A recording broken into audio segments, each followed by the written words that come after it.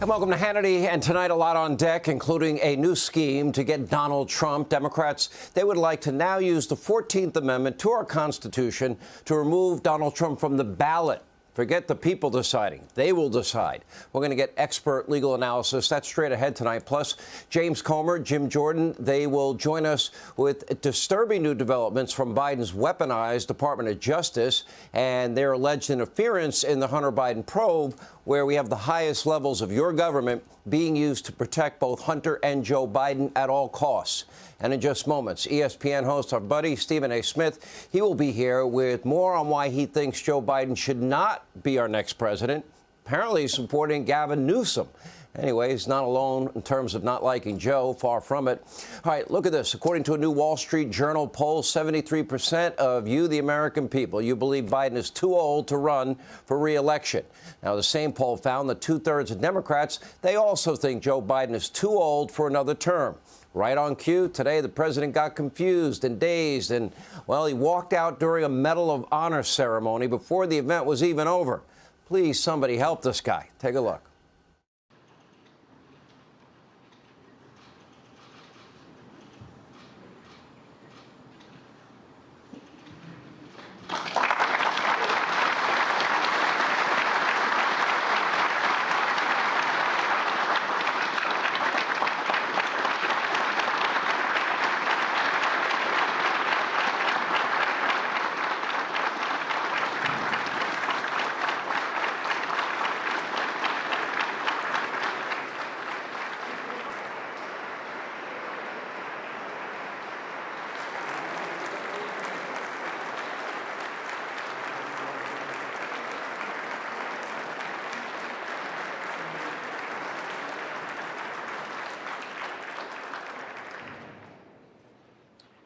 Ladies and gentlemen, please join me for the benediction.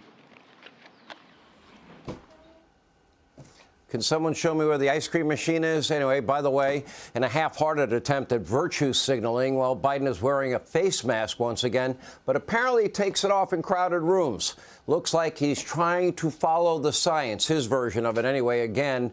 Or maybe the instructions on the note card weren't very clear or written in big enough font.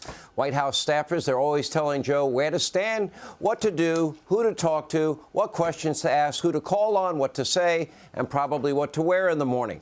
So today, our very own Peter Doocy asked a very obvious question. Why does the White House treat Joe Biden like the big baby he is? Look at this. Commander-in-Chief. Oldest president in U.S. history. It says That's ridiculous. When staff walked back what sounded like a call for regime change in Russia, the president, quote, rather than owning his failure, he fumed to friends about how he was treated like a toddler. Was John Kennedy ever babied like that? So look, I'll say this. There's going to be a range, always a range of books. Kennedy ever babied like that? So look, I'll say this. There's going to be a range, always a range of books that are about every administration, as you know, that's going to have a variety of claims. That is not unusual. That happens all the time. And we're not going to litigate those here. That's something that we're not going to speak to. The simple truth, the complete reality is this. Your President Joe Biden is incapable of doing even the most simple, the most basic tasks. So his staffers are now forced to spoon-feed him everything. Biden's mental and physical struggles are also probably why he spends so much time on vacation. You know, so far, 40% of his days are spent away from the White House, a whopping 384 days so far, and he hasn't even finished 3 years. He is now on track to take more time off than any other president in the history of this country, much of it at the beach, as you can see in his beach chair, which he struggles to pull around. And according to Joe, he's actually not on vacation. That's what he said. He's now apparently homeless. At least you can't make this stuff up. Take a look. By the way, the reason I'm here today, just for one day, I know I'm on vacation. I'm not. I have no home to go to. The Secret Service has torn my house up in a good way to make it secure. So I have no place to go when I come to Delaware except here right now. Now, the Associated Press, which usually fawns over Joe Biden, put it this way, quote, I have no home to go to, said Biden, who lives at the White House and on weekdays, and spends most of his weekends in Delaware. where he has not one but two homes.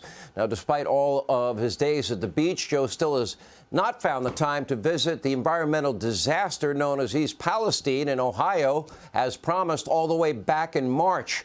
Biden actually told reporters that he just hasn't been able to get a break long enough to make the 30-minute flight from D.C. to Ohio. Take a look. Well, I haven't had the occasion to go to East Palestine. There's a lot going on here, and I just haven't been able to break. I was thinking whether I'd go to East Palestine this week, but I then was reminded I've got to go literally around the world. I'm going from Washington to India to Vietnam and so it's going to be a while. Maybe a few less days on the beach and you'd be able to find the time. Here's another more plausible explanation. Biden just doesn't simply care about the people of East Palestine and Ohio. He'd rather be living it up with Hunter at a mansion on Lake Tahoe or in a beach in Delaware day after day. Joe only visited Maui after getting shamed into finally acknowledging his innocent 4-year-old granddaughter. And in both Maui and Florida, Biden obsessively talked about what else? Himself, comparing the death to destruction to a tiny, small kitchen fire in his mansion that was put out in less than 20 minutes back in 2004. It contained, by the way, the fire was contained to just the kitchen. Not exactly the devastation Florida and Hawaii have faced. Biden boasting that he almost lost his Corvette and his cat. It was horrible.